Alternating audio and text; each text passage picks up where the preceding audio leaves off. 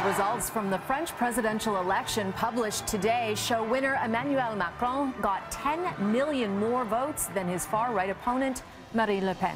Put another way, he received 66% to about 34% for Le Pen. And Macron's election support was the second highest for a French president in recent history.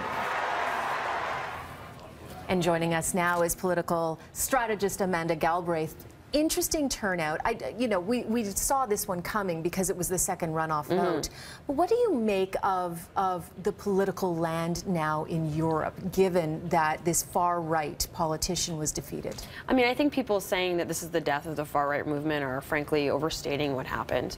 I mean, obviously, yes, she was stopped, just as what happened with her father in 2002. But the fact is the vote was doubled for this party from the last time. 34% is nothing to sneeze at. No, absolutely not. And frankly, if you're actually looking at a position within which kind of far-right movements or right-wing parties are strong, it's a strong voice as official opposition, so you can knock the government around. And, this is a neophyte, official who, well, I mean, he's experiencing government, but it's a party that's about a year old. They don't have a single person elected in the legislature. And he's very young. And he's very young. He's under 40. And yes, that's exciting, and yes, that's youthful, but that also means he's facing, I think, frankly, a formidable opponent in Marine Le Pen, as we saw. And there's a danger, if he messes up, if he can't handle this, that it will just feed into her into the next election in 5 years. Yeah, absolutely. And I think the other interesting point is to actually look at the voter turnout among who voted for each candidate. The voters actually skewed older for Macron, and they skewed younger for Le Pen. So she's actually appealing to the 18 to 24 and that younger group, which are going to be the voters coming out. They tend to turn out less younger, but they are clearly disenfranchised. They're activists. So how that shapes what happens in France and Europe is going to be very interesting. So those opposed to Le Pen should be celebrating, but not that much just yet. Exactly.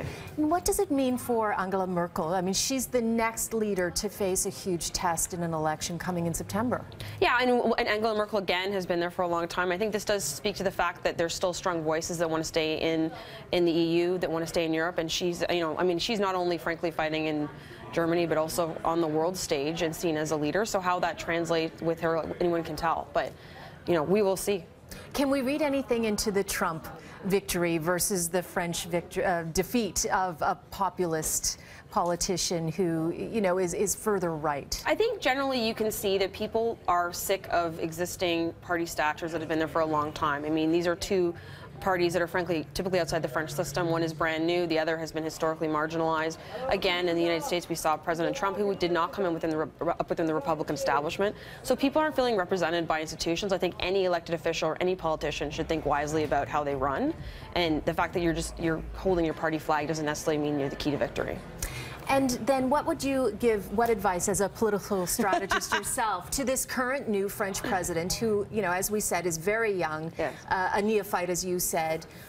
What advice would you give him if you were in his ear? I mean, I think it's going to be an interesting time for him to keep that coalition together. 66% or whatever around there is a huge group. I think he'll see some momentum coming out of the legislative elections in June when, they'll have MP or members of the legislature that will be elected. So I think, deliver early on a few promises, bring your coalition together, and, watch out for Le Pen because she's very good at what she does. And what do you make of his wife, who's 24 years his senior? I am absolutely fascinated with that story, as I think many are. I think it's a tale of French love, and I think we'll all be watching closely. All right, Amanda Galbraith, thank you very much for joining us. Thanks for having me.